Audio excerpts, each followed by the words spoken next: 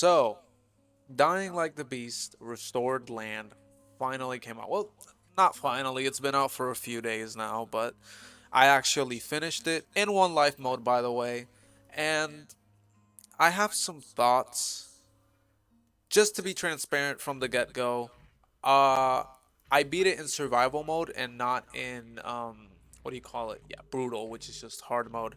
I actually did a first playthrough in hard mode, but I ended up dying pretty close to the end. I think I was in the near the mission where you have to kill the Colossus, the big toxic guy, and I ended up dying in such a stupid way. Like, you don't. Just let me show you.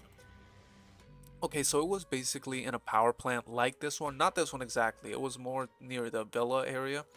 But yeah, I came down from one of the beams that looked like this, and I saw a demolisher. I had a full beast meter, so I went, oh, let me just activate it.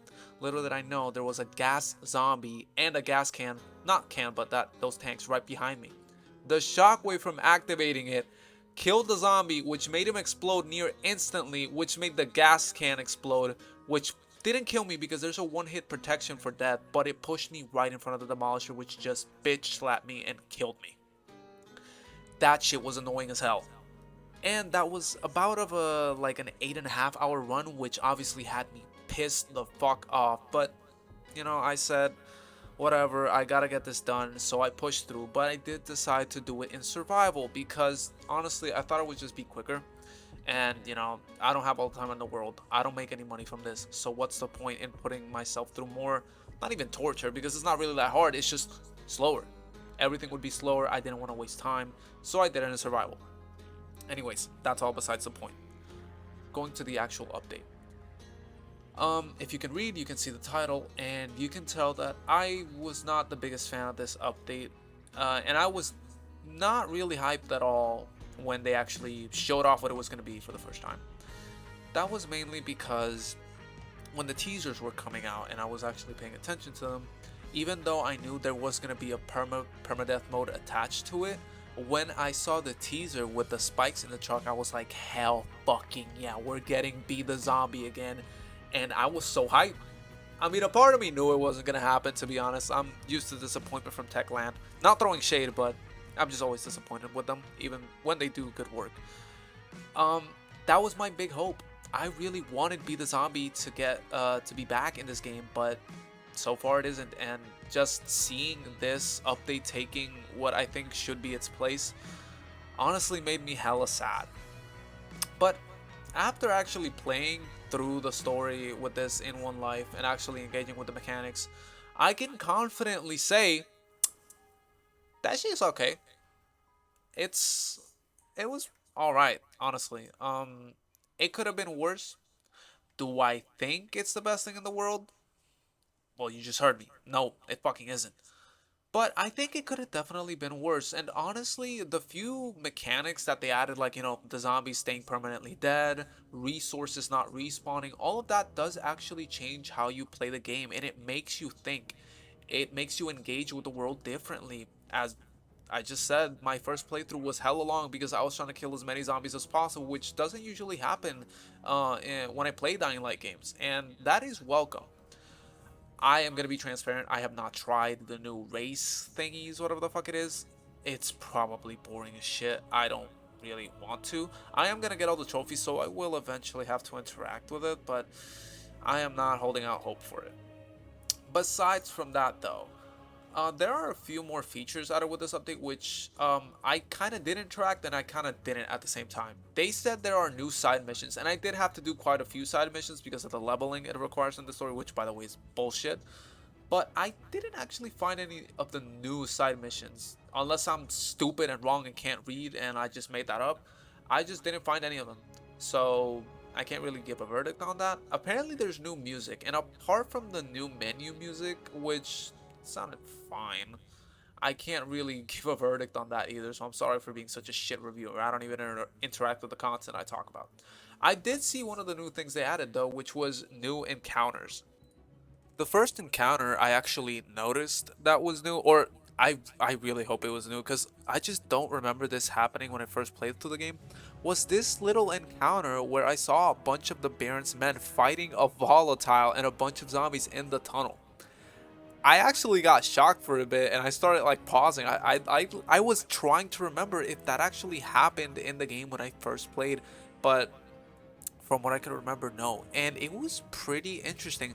Aside from seeing the Baron's men in this location, and side note, I've also noticed I've seen a lot more Baron's men through my playthrough, just randomly out and about, like aside from the encounters where you like loot a crate or something, there were just more of them, and it low-key felt good. It made the story feel more alive, kind of like the Baron was actually like, engaging with Crane and doing more besides, kind of like the scripted stuff, and it was pretty interesting to see. Also, I'm pretty sure I didn't end up reading it in this footage, but after I killed this volatile, there was a note next to one of the crashed trucks that was basically just talking about how they were trying to deliver some UV lamps to like some sector or some shit like that, which was pretty interesting to see. And I like that kind of world building. There was also this other encounter, which honestly, I'm actually not sure if this was. I'm already unsure if the first one was new or not. I'm even less sure with this one. The reason I'm even less sure is because the first one wasn't marked. I just found it while running through the map and trying to get to the next mission. This one it was just a crate, but I just simply don't remember one of these crates having a goon on it. And not just a goon, but a bunch of virals, which I don't know if I recorded the whole fight. This fight was long as shit. Zombies just kept on coming even after I killed the goon, which again might have been a new encounter, and if it was, hey, that's a plus. If it wasn't, then hey, that just goes to show how good Dying Like the Beast is by itself, which again I want to reiterate, even if it does seem like I just hate this game right now, I don't. I really love this game. I have over 100 hours on it, and if they keep doing updates, I will keep playing it. I want to make that clear. I love this game. You know what I love more than this game though? Being rewarded. Let's talk rewards. You mainly get the survivalist outfit and the deathless outfit if you actually beat it in one life mode. There's also a special weapon you can get. It's a sword. It's called a chain sword, which you get by basically going halfway through the story in one life mode. And while I think the sword looks pretty cool, I don't think it's like wow or super crazy. I wish they added more weapons than that, honestly. When it comes to the outfits, though, there's a little criticism I have. I don't count it that much because it's hella subjective. I actually just don't like the Deathless outfit that much. I actually think Survivalist looks way better, but unfortunately, if I want to flex that I'm goated, I have to wear the Deathless outfit. Again, this is not really like a big criticism. This is purely subjective. I know people that think the Deathless outfit looks better, but yeah, that's just a little nitpick I have with it. I do want to mention actually this little kind of quest that Techland added, as you can see in this loading screen, which are the self-revive serums. I really like the idea of having a special like collectible, and actually the way they added like small little treasure maps specifically for these revive serums I think is a really cool idea.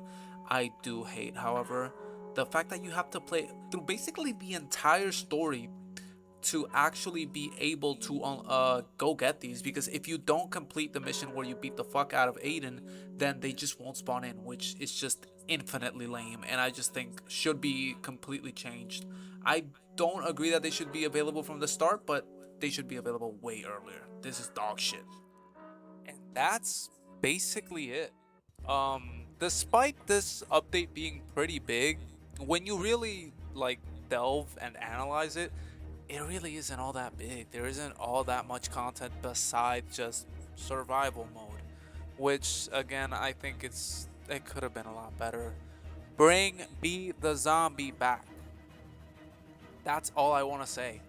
This update was good. Objectively, it was good, but it could have been so much better. And I think we just, as Dying Light players, we just deserve better. We need a little more. And while I do want to praise what Techland did with this update, I am calling, I am begging, I need Be the Zombie to be back. And I hope to God Techland listens and does something, because otherwise, I don't know. I think I'm just gonna fucking end it, man. But yeah, that's it. Bye.